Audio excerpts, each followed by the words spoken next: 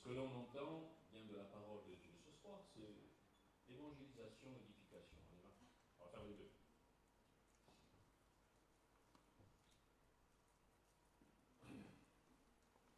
On peut commencer avec le livre de Matthieu, l'évangile de Matthieu, chapitre 16 et verset 13.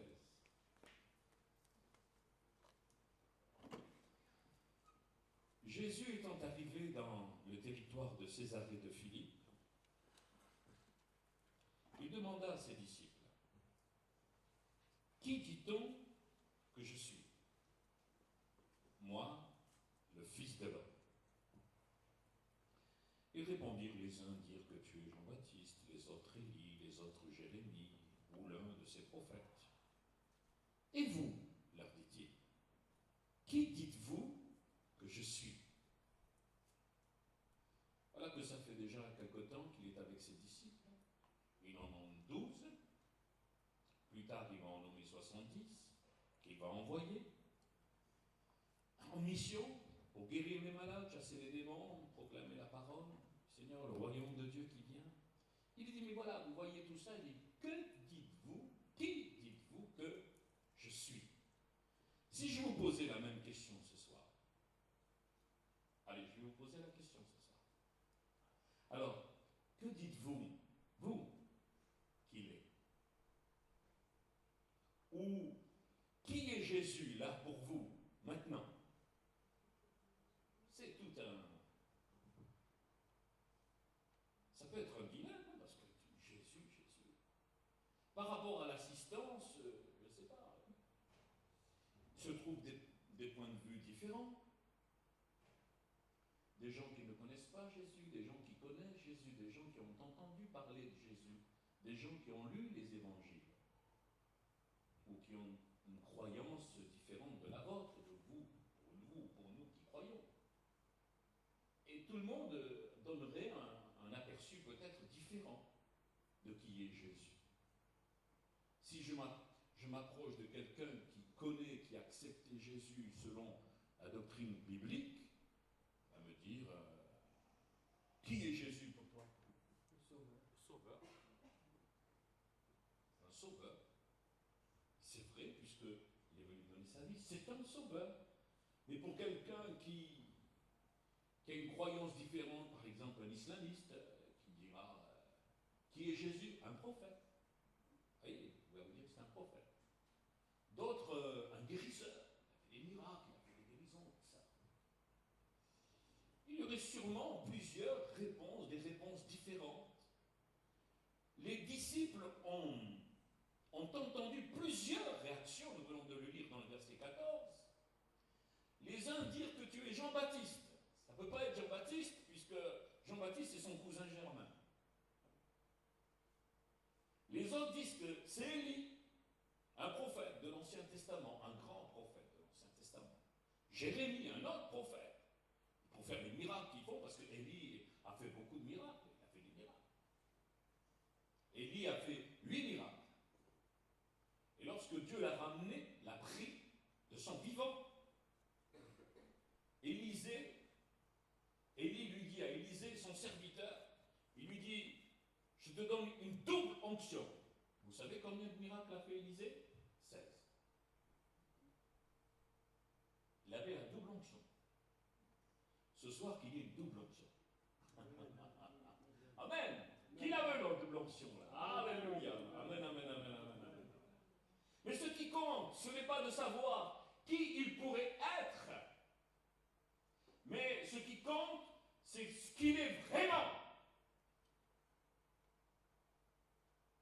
Nombreux sont ceux donc qui ont entendu parler de Jésus, qui ont lu les évangiles, comme je vous l'ai dit. Beaucoup ont entendu parler de Jésus. Il y a ceux qui n'ont jamais entendu parler de Jésus. Vous savez qu'il y a un grand nombre de personnes ici, en France, dans ce pays, en Europe, qui n'ont pas entendu parler de Jésus. Jésus, pour eux, c'est un inconnu. Ou d'autres à qui on leur a interdit de parler de Jésus. Vous avez des familles athées qui interdisent à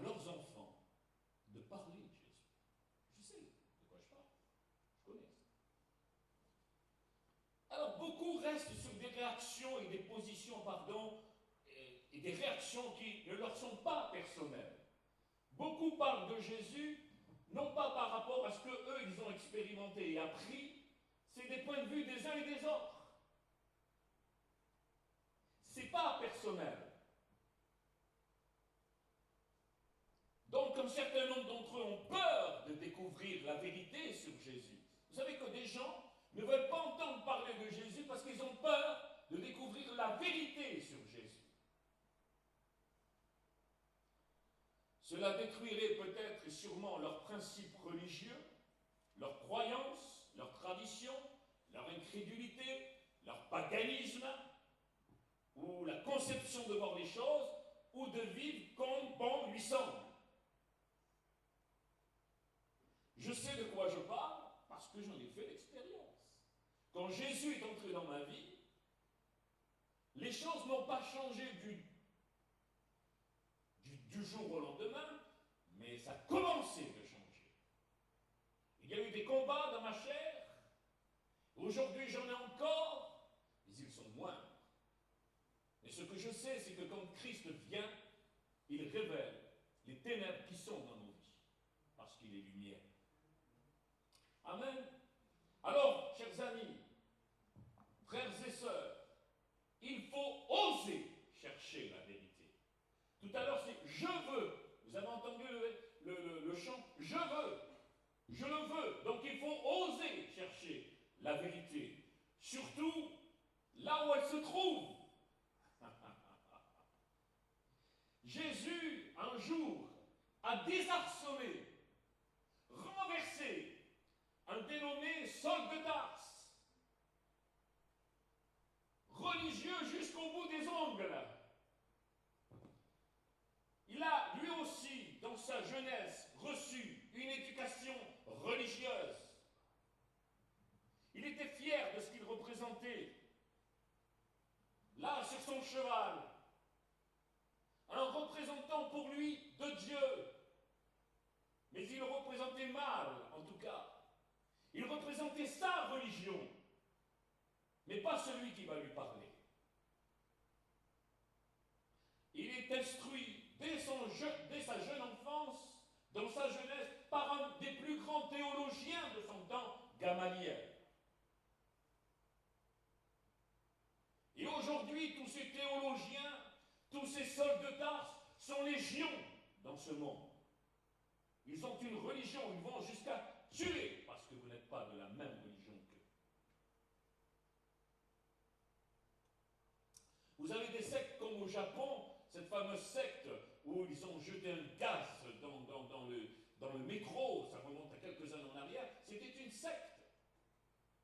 Parce que vous ne correspondez pas à leurs critères, parce que vous ne croyez pas comme eux, alors ils vous tuent. Qui est leur Dieu? Qui est leur Dieu? Si je leur dis à ces gens-là, comme Jésus a dit, qui est Jésus pour vous? Vous ne connaissez pas Jésus. Et c'est pour cela que ce monde est en train de basculer. Parce que Jésus, en réalité, c'est l'équilibre du monde. C'est celui qui permet au monde de rester en équilibre. Dans Acte 9.3, comme il était en chemin,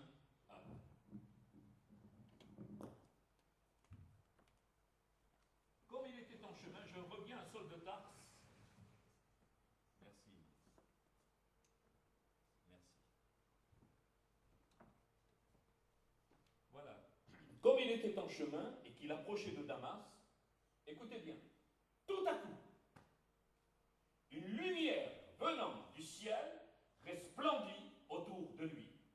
Donc, ce n'est pas un être qui apparaît, c'est une lumière.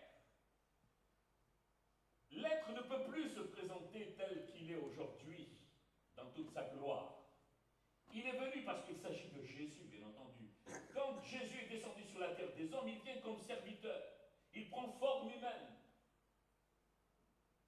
Et là, c'est un être de lumière qui apparaît, qui désarçonne. Il le fait tomber de son cheval, il tombe par terre, il entend une voix qui lui disait « Saul, Saul, pourquoi me persécutes-tu » Parce qu'il emmenait les chrétiens liés et enchaînés à la mort, dans les prisons, au nom de son Dieu. Ça n'a pas beaucoup changé, n'est-ce pas? Et il répondit « Qui es-tu, Seigneur ?» Et le Seigneur dit « Je suis Jésus. » Ce Jésus-là, c'est un Jésus ressuscité qui parle. Vous entendez? Parce que Christ est déjà mort. Paul est venu bien après. Saul de Tarse est venu bien après. Et là, c'est un Jésus ressuscité qui lui parle.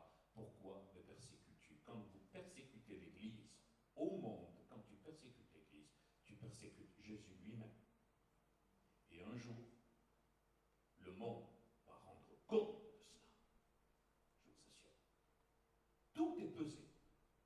Tout est pesé d'avance. Ce monde, ami, je parle du monde, est déjà jugé. Il est déjà jugé. La sentence, vous la trouvez dans l'Apocalypse. Les 7 trompettes, les 7 fléaux qui vont toucher le monde. Dieu va permettre cela, parce que l'Église n'y sera plus. Et c'est l'Église qui empêche le chaos total aujourd'hui sur ce monde. Donc nous voyons cet homme qui est complètement renversé de son cheval, la face contre terre, et qui dit, mais qu'est-ce qui se passe? Il est aveuglé par la lumière. Lui le fier, lui l'orgueilleux, lui le prétentieux, lui qui croyait être un homme fort, engagé pour persécuter les premiers chrétiens, voilà que cet homme est à terre. Jésus le met à terre. Jésus le fait tomber de son cheval. Qui es-tu, Seigneur? Qui es-tu? Qui es-tu? Il ne voit plus rien, mais qui es-tu? Il ne le voit pas. Il y a une lumière qui l'a aveuglé. Qui es-tu? Il dit, je suis Jésus, celui que tu persécutes. Vous constatez que Jésus ne vient pas à lui en lui disant, que dit-on que je suis? C'est lui qui dit, qui es-tu? Et ami, il faut oser lui dire, qui es-tu? Il y a beaucoup de chrétiens qui ne connaissent pas Jésus. Si le monde athée ne connaissent pas Jésus, il y a beaucoup de chrétiens qui ne connaissent pas Jésus encore, le véritable, le fidèle, le roi des rois, le Seigneur des seigneurs. Il répondit, qui es-tu, Seigneur? Et le Seigneur lui dit, je suis Jésus. Cette interrogation de Saul de Tarse sur l'identité de celui qui est en train de lui parler est une recherche au plus profond de son cœur. Il dit, mais qui c'est? Qui es-tu? Quand nous vous parlons de Jésus, il faut que votre curiosité soit attisée, n'est-ce pas? Il faut savoir et chercher à comprendre qui il est vraiment. Nous essayons de vous apporter, n'est-ce pas, un éclaircissement des preuves, mais la plus grande des preuves, c'est vous qui pouvez la faire. En ouvrant votre cœur et en disant, mais qui es-tu, Seigneur? Je veux te connaître. Amen. Ce dont nous avons besoin et ce que le monde a besoin, c'est que le Seigneur les renverse de leur cheval. De leur chevaux, pardon. Ou de leur cheval, comment? C'est-à-dire de quoi? Qu'est-ce que le cheval représente? Nos raisonnements humains, nos connaissances, le refus d'entendre et de croire. Parce que vous pouvez venir même dans un lieu comme celui-ci, vous venez pour entendre l'évangile, mais vous n'entendez pas l'évangile. Vous venez pour entendre, mais vous ne voulez pas croire à l'évangile. C'est un combat, c'est spirituel.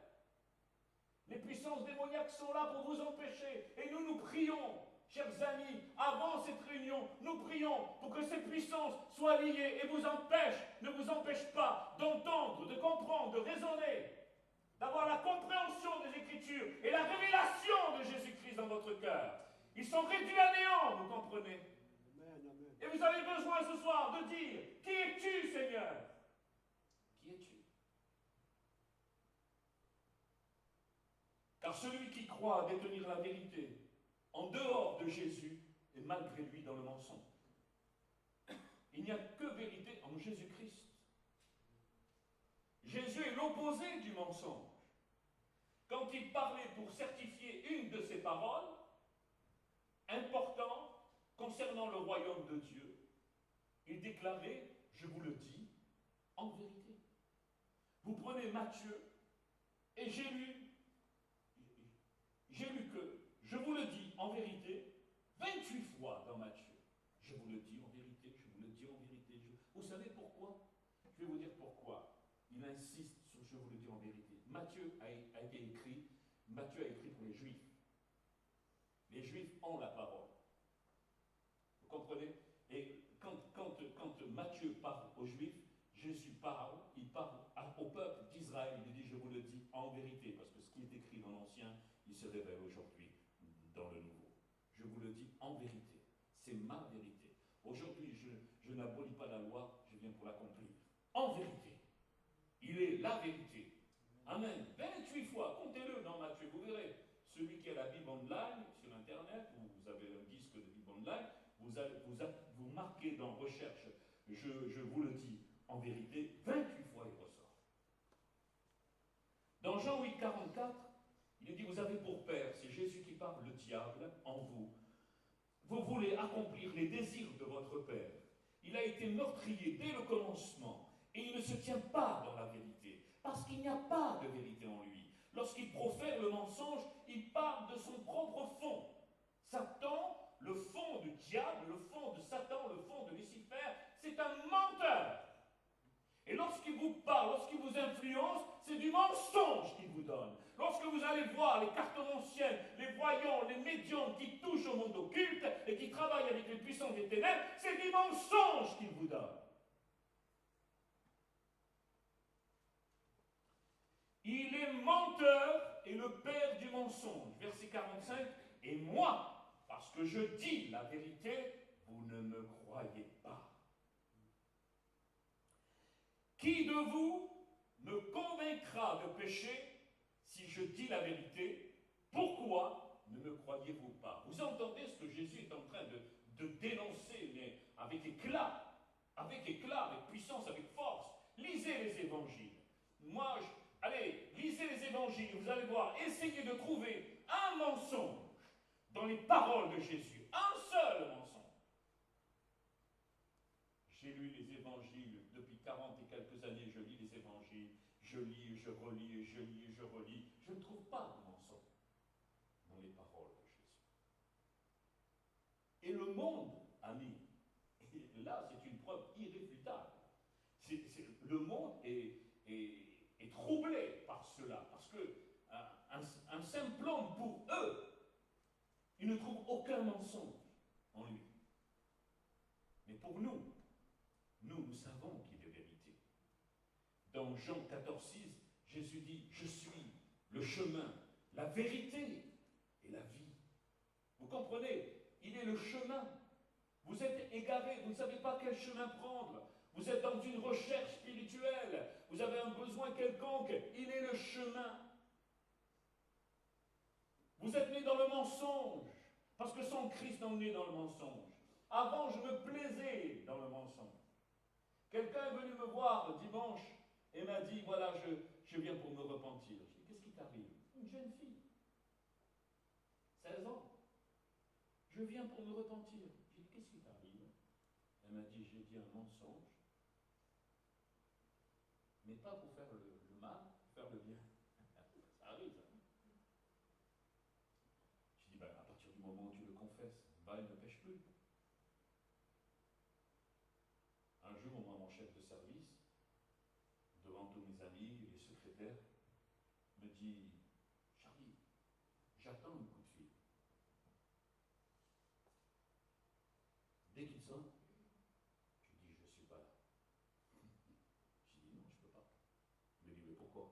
Je dis, je suis chrétien engagé, je ne mens pas. Je dis, donc si je prends le téléphone, je dis que tu es là. Alors chaque fois qu'il voulait une commission de ce genre, il allait trouver quelqu'un d'autre, à moi il ne venait plus me trouver. Il connaissait ma réponse. C'est ça le témoignage. Vous comprenez? Oh, vous savez, je ne suis pas parfait. Je ne suis pas parfait parce que j'ai commis des impairs, ça c'est clair et net. Et tant que je serai un prisonnier de ce corps, de cette enveloppe, je ne peux pas dire demain, tout ira mieux pour moi. Non, je dois me tenir dans la sainteté. Et c'est quelque chose que l'on peut, je vous assure, on peut, franchement.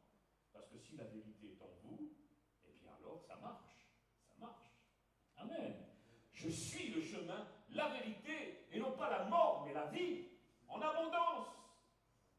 Pas simplement la vie d'ici-bas, mais la vie là-haut.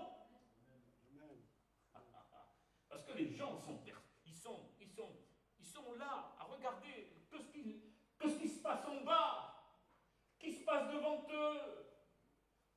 Le temps d'une vie, mais des fois la vie est trop courte. Vous savez, il y a Secret Story, là, vous voyez là, moi je ne regarde pas ces bêtises, hein.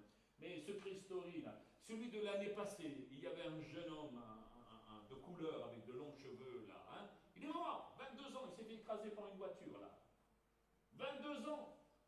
Et c'est pour ça, tout à l'heure, je vous disais, non, on peut, et c'était d'une famille très aisée, il paraît encore, vous voyez, l'argent, c'est pas une sécurité, la célébrité n'est pas une sécurité, il est mort. Et où il est maintenant? J'ai fait un songe. J'en ai parlé à ma femme. J'avais un ami qui travaillait avec moi, dans le même bureau, là, dont je vous ai parlé tout à l'heure, Bon Giovanni Sauveur. J'aimais beaucoup cet homme, ami. J'ai parlé beaucoup du Seigneur à cet homme. Mais alors, si vous savez, il m'a aidé, Et lui, il était catholique, quoi. Et le Seigneur m'a averti, il y a 4-5 ans en arrière, un mois de juillet, il me dit, prie pour Sauveur. Alors, je prie pour Sauveur. Je prie pour mon copain. J'ai dit, qu'est-ce qu'il a? Je savais qu'il était cardiaque. Alors, je priais pour le Sauveur. Seigneur, tu bénis Sauveur, Seigneur. Je ne sais pas pourquoi tu me demandes de prier pour lui. Je prie pour lui. Et quelques mois passent. J'ai dit, je vais téléphoner. Je vais téléphoner chez lui. Et je téléphone, et sa femme me répond. Et je dis, c'est Charlie Muscat, vous savez, l'ami de Sauveur, tout ça. Oh oui, oui, je vous reconnais, parce que j'avais été chez eux une ou deux fois. Oh oui, oui, oui, je vous connais. Je dis, mais je viens prendre des nouvelles de Sauveur. Il m'a dit, Sauveur, il est parti. Au mois de juillet, l'année passée. Le Seigneur me demandait de prier pour son âme. Et parfois, ça ne suffit pas, c'est ça. Parce que là, hier, j'ai fait un son. Et alors, j'étais loin de me douter que j'allais rêver de cet homme. Et je l'ai vu, en costume, cravate, accoudé sur un meuble de salle de séjour. Et moi, je savais qu'il était mort, il était devant moi, vivant. Et je lui dis, je viens, je dis, il va disparaître. Dès que je vais venir, il va disparaître, il est mort. Et je me suis approché, et j'ai mis ma main sur son épaule, il se retourne, je lui dis, Sauveur, qu'est-ce que tu fais là? Il me dit rien. Je lui dis, mais tu es avec Jésus? Il me dit non. Je dis, où tu es? Il me dit, chez moi. C'est dur de vous parler comme ça. Mais je crois que ce Sauveur n'est pas dans le Seigneur. Ça, c'est terrible. De savoir qu'un ami que vous avez aimé, ou un parent que vous avez aimé, et qui est parti, que le Seigneur vous révèle que c'est fini. Pourquoi? Parce que c'est de son vivant. Il faut faire des choses, de se mettre en règle. N'attendez pas, quel que soit votre âge, n'attendez pas. Demain est un autre jour. Mais personne ne peut dire demain je vivrai, ou je m'en irai, tel endroit, tel endroit. La Bible dit que c'est agir en insensé. Regardez Saul de Tarse, je reviens à Saul de Tarse. Je ne serai pas long, hein, mais seulement je m'égare, bien entendu, c'est pour ça que ça fait un peu plus long. Saul de Tarse, qui est devenu cet homme-là que Jésus a jeté par terre, et qui s'est converti, mais quelle conversion! C'est cet homme-là qui est devenu Paul, l'apôtre Paul, celui qui a écrit la moitié du Nouveau Testament, toutes les épîtres de Paul, un trésor pour la marche de l'Église. Et bien, l'apôtre Paul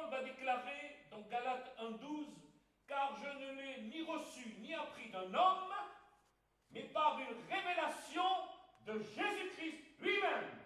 Vous entendez? La meilleure des choses qui peut nous arriver, c'est la révélation, amis. Tant qu'on n'a pas la révélation de Jésus, on ne connaît pas Jésus. Et comme Paul, personnellement, j'ai fait la même démarche. Ce n'est pas dans un lieu de culte comme celui-ci que je me suis converti. Vous êtes assis, vous êtes en train d'écouter l'Évangile, ce qui peut déclencher en vous la foi et la révélation de Jésus-Christ dans votre cœur. Mais moi, dans un jardin public, lui sur son cheval sur une rue de Damas, et moi dans un jardin public de Chalon-sur-Saône. À minuit, 1h du matin, seul dans ce jardin, il frappe à la porte de mon cœur. J'ai dit, Seigneur, si tu existes vraiment, eh bien, révèle-toi dans ma vie. Vous comprenez, j'ai osé.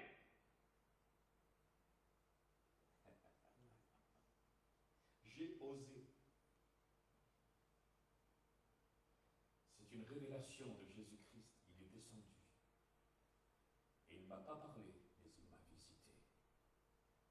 Tout mon être était dans sa présence. Je savais qu'il était là, tout seul dans ce jardin, avec lui, parce que j'ai osé. Ami, si tu oses, il se révèle. C'est la révélation de Jésus qu'il te faut. Pour connaître Christ, nous avons besoin d'une bonne révélation. Il faut oser, il faut la demander. Parce que c'est écouter, entendre, ça ne fait pas grand-chose parfois. Et bien souvent, ça ne fait pas grand-chose. Mais quand on cherche, quand on ose, quand on demande, et qu'on demande cette révélation, il se révèle. Il se révèle, ami. Je vous le dis, il se révèle. Il faut lui dire, mais qui es-tu vraiment, Jésus? Tout à l'heure, nous avons chanté encore un chant. Je ne comprendrai jamais pourquoi tu m'aimes. Je ne comprends pas. Je ne comprends pas pourquoi il m'a aimé en moi. Je ne comprends pas. Je n'étais pas une racaille, comme a dit Sarkozy. Mais je n'étais pas net non plus. Hein. J'ai volé, je ne vais pas dire ce que... Non, je n'ai pas envie de parler de tout ça. Mais je n'étais pas blanc comme neige. Oh, vous aussi. Allez, admettez-le. Il nous faut une bonne révélation. Et c'est Simon-Pierre qui va donner comme réponse cette vérité inébranlable. C'est à la suite. Matthieu 16, 16. Voilà ce que, quand Jésus dit, et toi, qui dis-tu que je suis? Que dis-tu que je suis? Il dit, tu es le Christ, le Fils du Dieu vivant. Clair, net, précis. Quelle révélation! Vous croyez que ça vient de Pierre? Vraiment, dites-moi, vous croyez que ça peut venir que d'un homme? Dire qu'il est vrai parce qu'il est le Christ, parce qu'il est vraiment le Fils du Dieu vivant. Vous croyez que ça vient de la chair? Non! Vous croyez que c'est quelque chose de personnel qui est en lui et qui croit et qui va donner, que c'est un super-homme, il a trouvé ce qu'il fallait dire? Non! Jésus, reprenant la parole, lui dit, verset 17, « Tu es heureux, Simon, fils de Jonas, car ce ne sont pas la chair et le sang qui t'ont révélé cela, mais c'est mon Père qui est dans les cieux. » Amen. Amen et amen. Il s'agit de l'éternité. Il s'agit de la révélation de Jésus-Christ. Ami, ce n'est pas la chair qui peut te révéler ça. C'est pour cela que je dis, ose, demande la révélation. Demandez la révélation. Même vous qui êtes engagés, demandez la véritable identité de Jésus-Christ. Dans le premier chant, je suis attentif au chant qui est chanté ce soir, j'étais très attentif. Dans le premier chant, il a été dit, qui est semblable à toi? Qui est semblable à toi? Dans le qui es-tu, Jésus? Moi je vous réponds, qui est semblable à lui? Et je réponds à ta question, qui es-tu, Seigneur Jésus? Qui est semblable à lui? Personne. Jamais homme n'a parlé comme cet homme. Personne n'a fait les miracles qu'il a fait. Personne n'a guéri comme il a guéri. Personne n'a relevé les paralytiques comme il il les a levés. Personne n'a ressuscité les morts comme il les a ressuscités. Vous entendez? Jamais homme n'a parlé comme cet homme et jamais homme n'a agi comme cet homme. Jésus, fils de l'homme. La Bible déclare, écoute bien, vous connaissez pour certains, Jean 1, au commencement était la parole. Et la parole était avec Dieu. Vous entendez, je suis en train de parler de Jésus. Et la parole était Dieu. Elle était au commencement avec Dieu. Toutes choses. Alors imaginez Jésus sur la terre. Et imaginez cette parole merveilleuse, cette parole qui vous révèle l'identité de Christ, qui il est vraiment, où il se tenait à l'origine. Au commencement, alors que rien n'est créé, parce que tout a été créé par lui et pour lui, nous dit l'Écriture. Au commencement, il est auprès de Dieu, il est Dieu.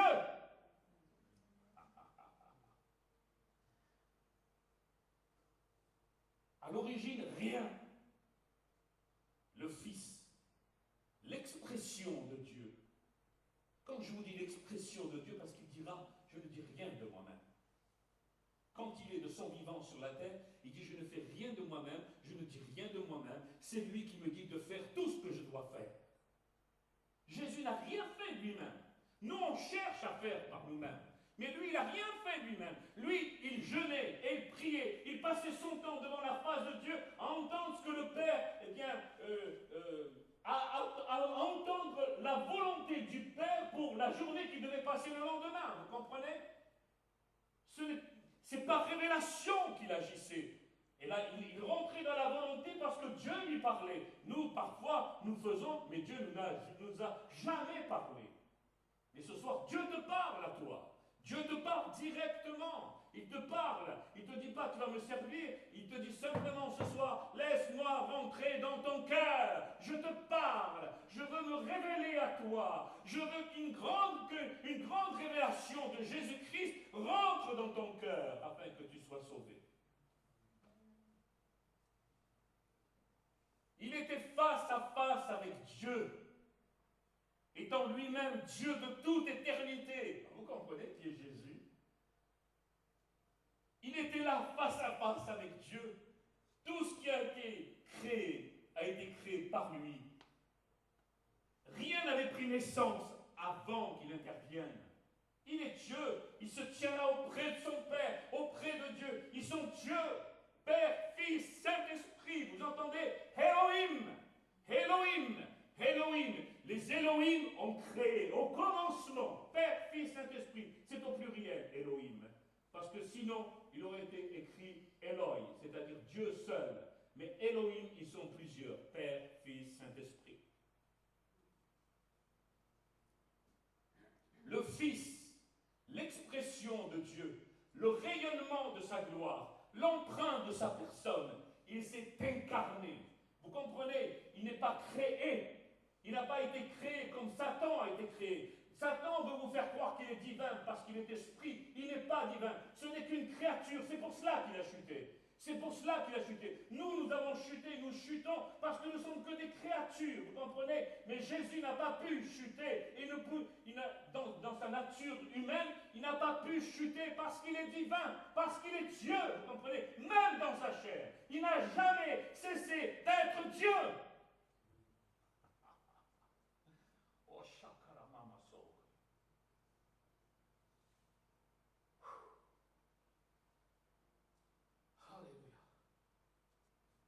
Alléluia. Oh, s'il vous plaît, ne restez pas insensible à ces paroles. Pas pour moi, mais pour vous.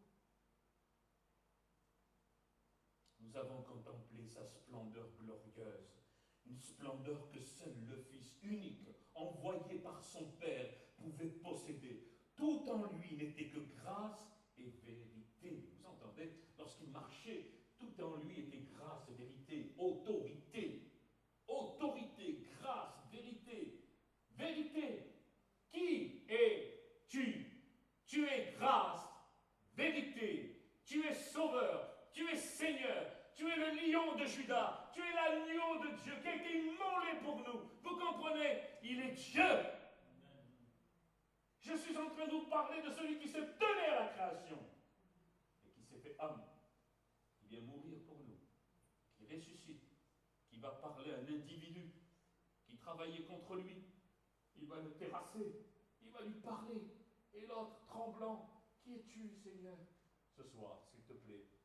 Eh bien, comme lui, peux-tu lui dire qui es-tu? Et tu es en train d'apprendre qui il est. Et parce que tu es en train d'apprendre qui il est, tu es responsable de tes actes, de ton engagement. Tu es responsable.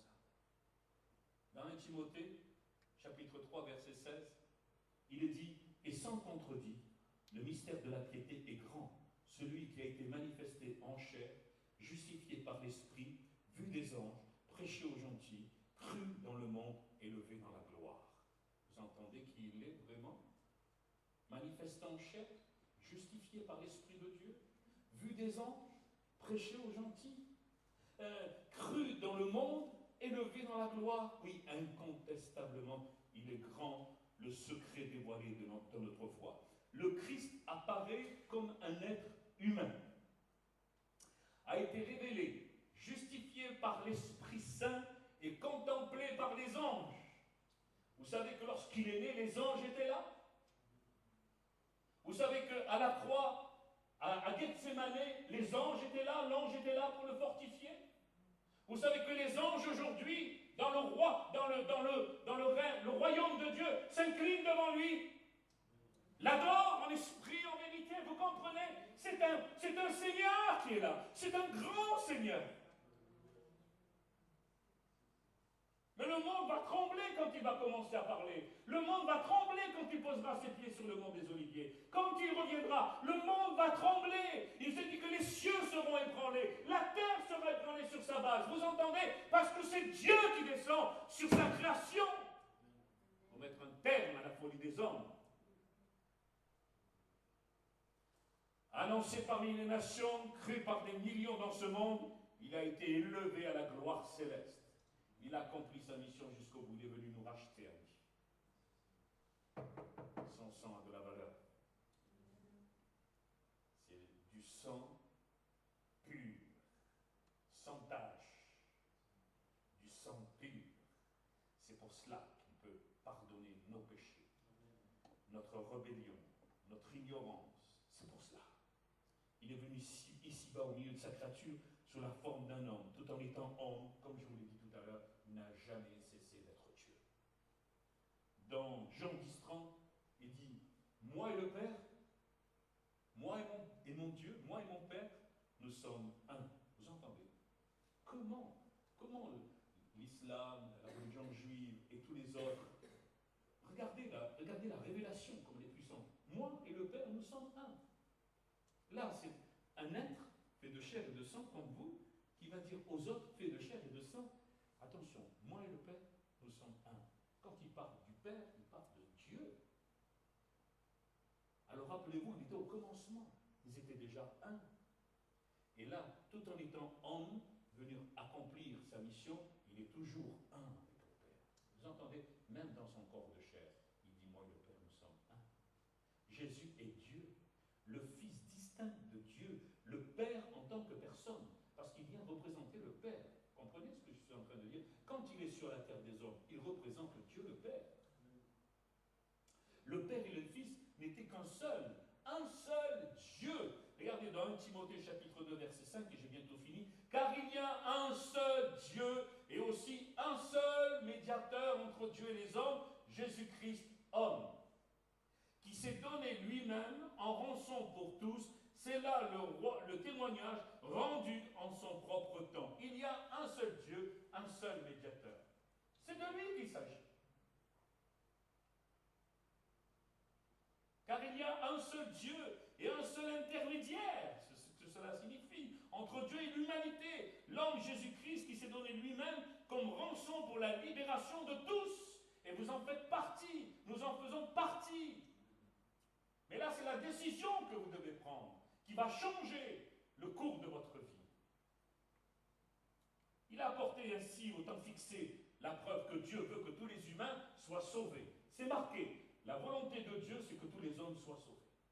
C'est marqué. Et tant que nous sommes sous la grâce, je voulais vous chanter ce soir, en m'accompagnant de la guitare, mais je n'ai pas eu le temps. Le temps de la grâce, temps de la grâce. Le temps de la grâce. Ce temps-là, vous êtes dans la grâce. Parce que tout n'est pas fini encore. Et tant qu'il y a la grâce, vous pouvez rentrer dans le plan du salut. Et le jour où la porte sera fermée, comme l'arche de Noé a été fermée, alors le déluge viendra et là la catastrophe viendra, ça sera trop tard. Tous ceux qui étaient dans l'arche ont été sauvés. 8 personnes, chiffre de la résurrection. 8 chiffres de la résurrection. Et 8 personnes ont été sauvées. C'est-à-dire, tu seras sauvé, toi et toute ta famille. C'est toute sa famille qui a été sauvée à Noé. Et nous, eh bien, nous sommes dans l'arche de l'alliance. Là, le temps de la grâce. L'arche de l'alliance, c'est la croix aujourd'hui. Et tous ceux qui rentrent dans la croix, c'est-à-dire tous ceux qui acceptent le sacrifice de Jésus, sont en sécurité pour les choses à venir. Amen, amen. Jésus-Christ est le seul médiateur qui a fait la paix. Il est la rançon qui devait être connue au moment voulu. Et ça s'est fait. Ceux qui sont appelés doivent venir, frères et sœurs et amis, à la connaissance de la vérité. Car c'est le chemin désigné par Dieu pour sauver les pécheurs. Amen. La vérité. Si je ne connais pas la vérité, je ne peux pas être gouverné par cette même vérité. Vous entendez? Il y a des gens qui veulent être gouvernés par Jésus, mais ils ne connaissent pas Jésus.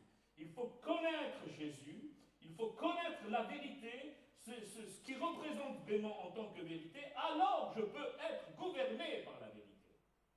Tout le reste, c'est de la religion. La question que je vous poserai avant de conclure, c'est la suivante. Alors, j'ai commencé par ça, je finis par ça. Qui est Jésus pour vous ce soir? Là, maintenant, par rapport à tout ce que vous avez entendu. Qui est Jésus pour vous ce soir? Je ne vais pas vous demander de me dire qui il est. Je voudrais simplement faire un sondage. C'est maintenant que ça me vient. Je voudrais faire un sondage. Je vous demande de lever votre main pour savoir si vous avez une opinion sur ce qui est ce Jésus ce soir pour vous. Alors je vous demande, qui est Jésus pour vous ce soir? Avez-vous une opinion sur qui est Jésus? Levez votre main.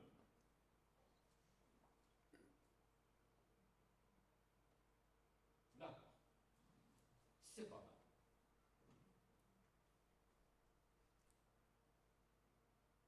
Jésus a dit dans Jean 14, 6, « Je suis le chemin, la vérité et la vie. » Chers amis, n'attendez plus sur le choix de votre décision. Dans ce choix dépend la direction pour votre éternité. C'est lui qui est venu nous ouvrir le chemin, non pas pour ici-bas, mais pour là-haut. Il est venu nous ouvrir l'éternité. Il est venu ouvrir la porte de l'éternité. La porte n'est pas entrouverte, elle est ouverte. Tous ceux qui la franchissent ont dans leur cœur l'assurance qu'ils vont vivre une éternité dans le royaume de Dieu. Il y a un autre royaume. Bon, nous, on l'appelle royaume, mais en réalité, il y a un autre endroit, un autre lieu, différent du nôtre, puisque tout est esprit là-bas. La chair ne peut pas hériter des choses qui sont là-haut. La chair et le sang ne peuvent hériter du royaume de Dieu.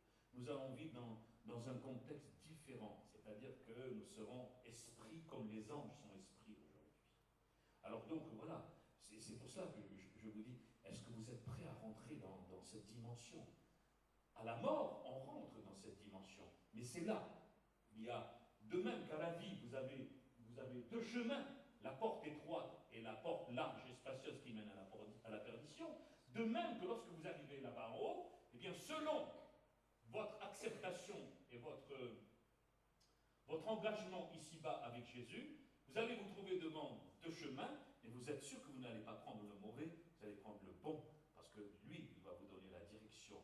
Il ne va pas vous emmener là où il y a les grincements dedans, les remords, parce qu'on parle de l'enfer, le feu, etc.